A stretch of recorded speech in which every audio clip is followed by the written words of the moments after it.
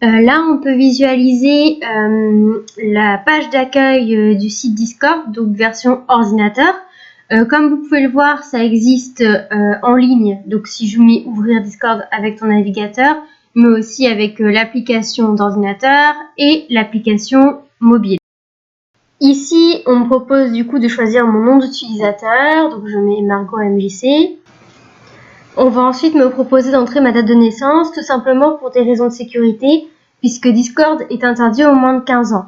Ici, on me propose plusieurs choses. Je peux créer mon propre serveur, mais moi, j'ai cliqué sur le lien tout en bas, du coup, pour rejoindre un serveur.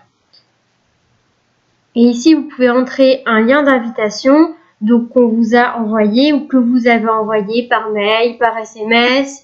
Là, je le retape manuellement. Donc ici, c'est le lien que m'a envoyé un adolescent qui a créé son propre projet et qui passe par Discord pour faire son atelier.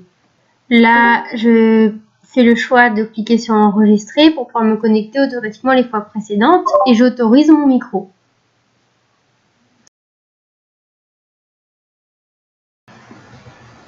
La base de Discord, du coup, c'est qu'on a sur notre compte plusieurs serveurs, ceux qu'on a créés, ceux où on a invités. À gauche des serveurs, on a ce qu'on appelle des salons et des catégories. En fait, les salons, ça nous permet de classifier selon le but de toutes les conversations.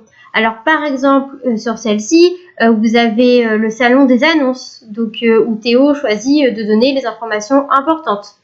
Mais vous avez également le salon bienvenue pour les nouveaux arrivés, pour décrire le salon.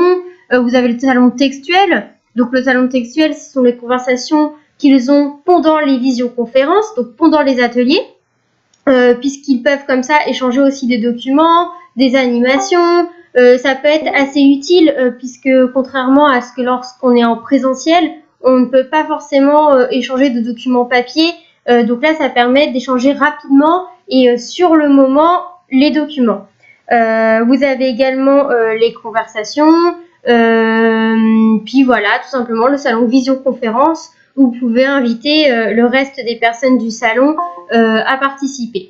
Sur la droite, on voit la liste des amis, donc des personnes participant au salon, ce qui permet de communiquer avec eux collectivement et individuellement et de voir qui est en ligne.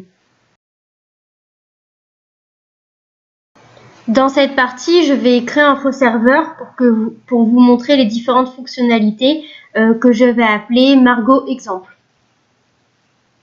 Donc ce serveur, c'est moi qui vais le gérer comme j'en ai envie.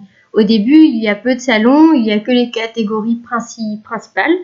Et là, vous avez du coup le lien à copier et à envoyer. Il ne faut pas oublier de marquer paramétrer ce lien pour qu'il n'expire jamais en fait. Ça permet d'avoir toujours le même lien parce que si vous créez un nouveau lien à chaque fois, vous risquez de perdre des adhérents qui ne sont pas forcément à l'aise avec le numérique.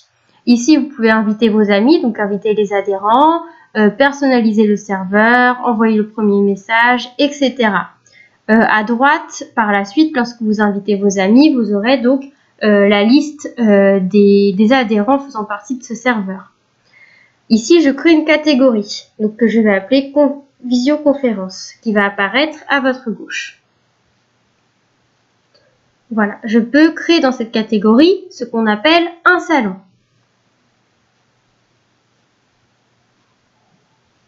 Cours du lundi.